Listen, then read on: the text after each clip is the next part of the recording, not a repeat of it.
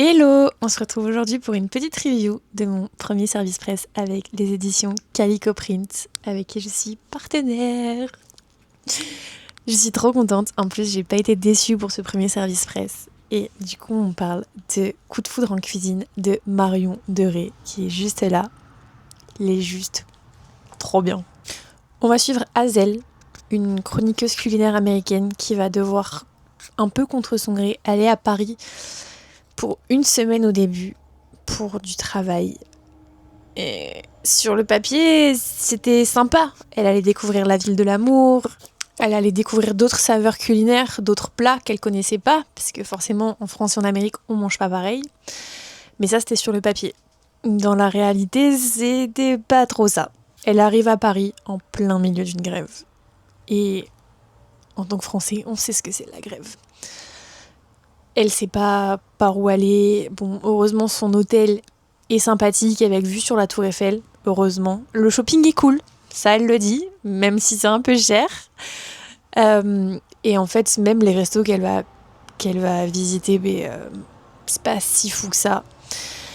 Et dans le dernier resto, elle va rencontrer Olivier, le chef cuisinier, qui vient voir toutes ses tables à la fin de son service.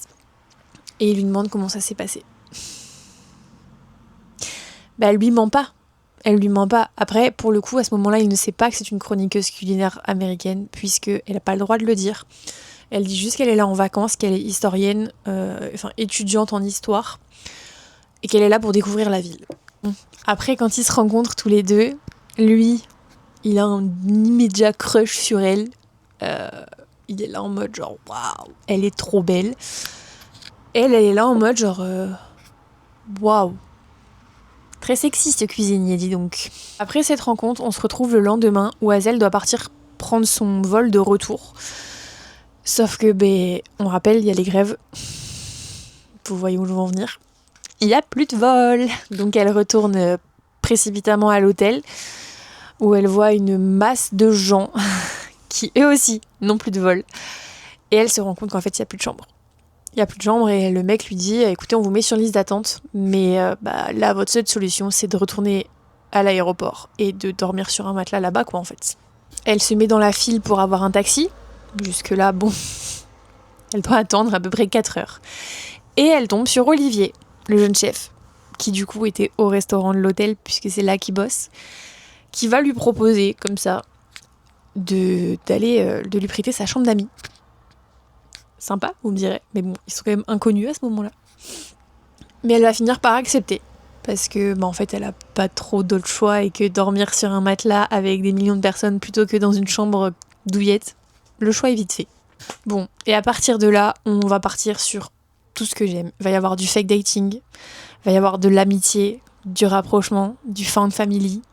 Olivier va lui faire découvrir Paris pour qu'elle en tombe amoureuse et qu'elle finisse par rester. Parce qu'à ce moment-là, Hazel, elle sait qu'elle veut pas rester à Paris.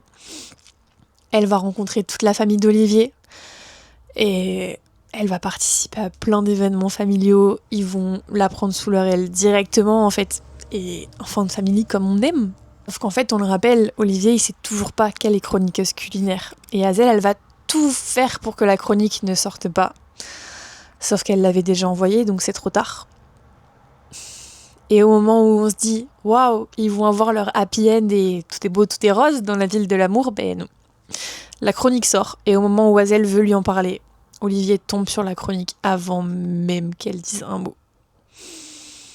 Et là, en fait, tout part en éclats, forcément. Et on croit que ça finit sur une fin nulle, en fait. En mode, ils se séparent et ciao, basta. Est-ce que je vous dis la fin ou pas ? Je sais pas. Bon, ok, je vous raconte. Au final, on va avoir une fin un peu comme dans les comédies romantiques, comme on aime. Bon, au milieu des rames de métro et de l'odeur de pipi, etc. Mais on va la voir, notre happy end. En fait, Hazel, elle attendait son vol. Elle n'a pas pu se résigner à le prendre. Elle est restée à l'aéroport 2-3 jours à attendre. Olivier, il est resté à se morfondre chez lui, jusqu'à ce que son frère lui dise « elle a pas fait ce que ton ex a fait. Donc en fait, arrête de faire le bébé et va la récupérer en fait. T'attends quoi ?» Et ils vont se retrouver en fait aux portes du métro.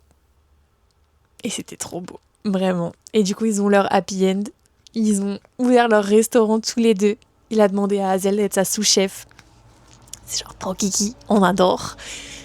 Et en fait, je vous conseille de le lire parce qu'il est vraiment trop bien.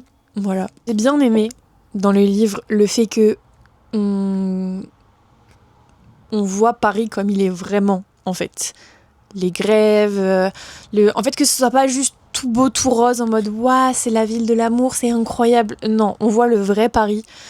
Et ça, c'était cool.